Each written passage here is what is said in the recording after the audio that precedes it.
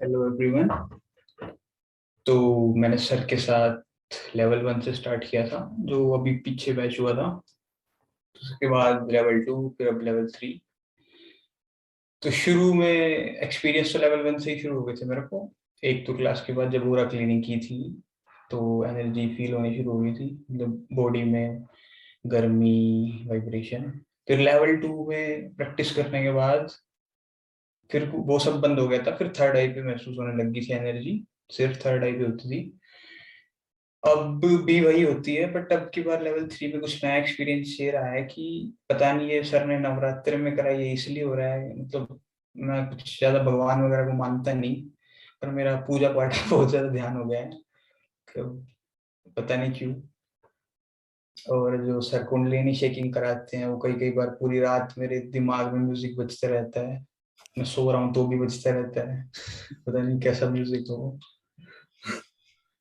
वो बजते रहता है। और और मैंने दीपक भैया को दिखाए थे बड़े, वो देखो, हम एक दिन बैठ के रिकॉर्डिंग देख रहे थे, तो वहाँ देखो इतनी ज्यादा मूवमेंट हो रही है।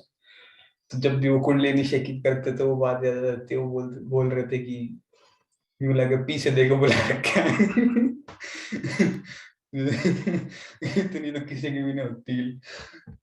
तो काफी ज्यादा एक्सपीरियंस रहे हैं मेरे, और बढ़िया ही रहे हैं और अभी तक। कोई जीवन में कोई परिवर्तन, कोई हीलिंग करने के बाद? परिवर्तन ही परिवर्तन है, मतलब मैं तो बहुत खुश रहने लगा हूँ। पहले मैं काफी फ्रस्ट्रेटेड सा रहता था, अब तो मतलब कुछ फर्क ही नहीं पड़ता मेरे को।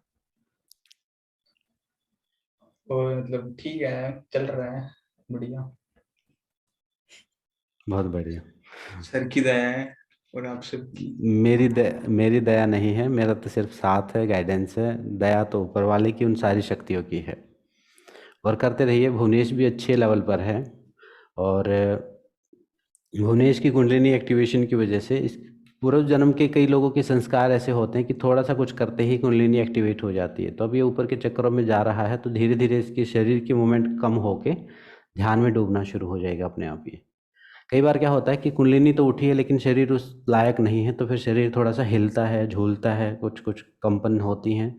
तो वो हो जाता है। शरीर शुद्धि के ऊपर, अपनी डाइट के ऊपर काम करो भुवनेश, अपने सात्विक आहार लेना। और जो भी ये सेल्फ प्रैक्टिस हम करते हैं अपनी, इस ये अभ्यास आप करोगे तो धीरे धीरे बॉडी भी उस चीज़ को झेलने के लिए प्रिपेयर हो जाएगी और ध्यान में डूबना शुरू हो जाओगे। टारगेट हमारा स्थिरता है, लेकिन वो स्थिरता जो है वो पूरे तूफान के बाद आती है। हम समझे ना कि अभी बैठ गए हम ध्यान में डूब गए, ऐसा इतना आसान नहीं है। पूरा तूफान आएगा, सब कुछ तोड़ के चला जाएगा, उसके बाद जो शांति आएगी ना, वो बोलते हैं ना, क्रांति के बाद ही शांति आती है। तो पहले उस क्रांति को झेलना पड़ेगा। और वो क्रांति सिर्फ शरीर में ही नहीं आती, जीवन में भी आती है। मैंने बताया था ना, एक हीलिंग क्राइसिस, जब आप खुद के ऊपर काम करते, एक तो आप लीपा पोती करके अपने जीवन को चलाते रहो, वो बहुत बेस्ट है, बहुत सेफ जीवन है, लेकिन उसमें कोई भी संभावना नहीं है। जैसे ऐसा समझ लो, एक बीज है, उस बीज को हमने एक डब्बे में डाल दिया। अब बीज बहुत सेफ है, सुरक्षित है। आप भी ऐसे एक बीज हो, एक पोटेंशियल एनर्जी है आपके अंदर, एक परमात्मा की आप एक आत्मा, एक बीज है। अब आप एक डब्बे में बंद हो, तो आपके अंदर संभावनाएं तो बहुत हैं, लेकिन आप सेफ हो। अब आपको हवा भी नहीं लगेगी, अब तूफान भी नहीं लगेगा, गीली मिट्टी भी नहीं आएगी, कुछ नहीं आएगा। लेकिन उग आप अंकुर भी नहीं निकलेंगे उसमें।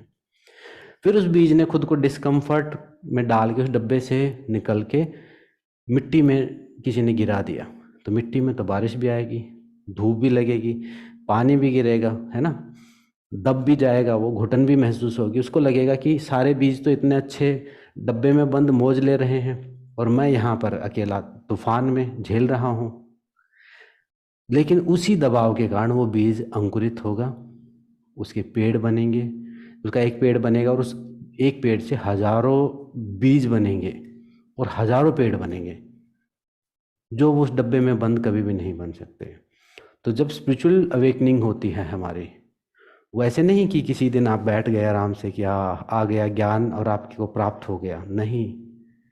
वो ज्ञान बहुत तूफानी चीज है, वो तांडव वाली चीज है। वो शिव शिव की तरह है वो।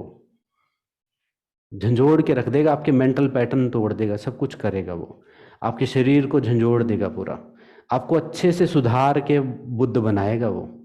महात्मा बुद्ध को भी 16 ईयर लगे, 16 साल लगे धक्के खाने में। फिर किसी दिन रियलाइज हुआ कि हाँ, अब वो तूफान जा चुका है, अब शांति ही शांति। अब बीज पेड़ बन चुका है, अब छोटी मोटी चीज़ें ना, पानी कोई, हवा पानी कोई फर्क नहीं पड़ेगा, वो बड़े से बड़े तूफान को झेल जाएगा। तो वही हमारी चेतना के साथ है।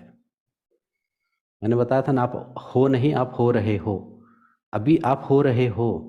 अगर सेफ जोन में रहने की कोशिश करोगे, डरे डरे डरे कि मेरे बस बच्चे, मेरे पति, मेरा जॉब, बस हाय हाय हाय, एक इतना सा जीवन है। आप अपनी भविष्यवाणी मेरे से लिखवा लेना, सबके जीवन की किताब लिख के मैं दे सकता हूँ, और उनमें अपने अपने नाम बदल लेना, बस सबके साथ सेम घटनाएं होने वाली हैं। एक पैटर्न है, वही उसी पर जीना है सबने।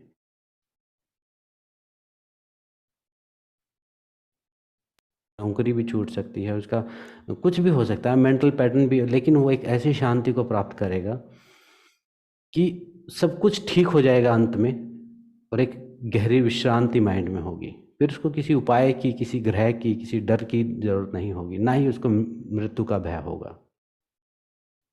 तो उस अवस्था को प्राप्त करना है हमें।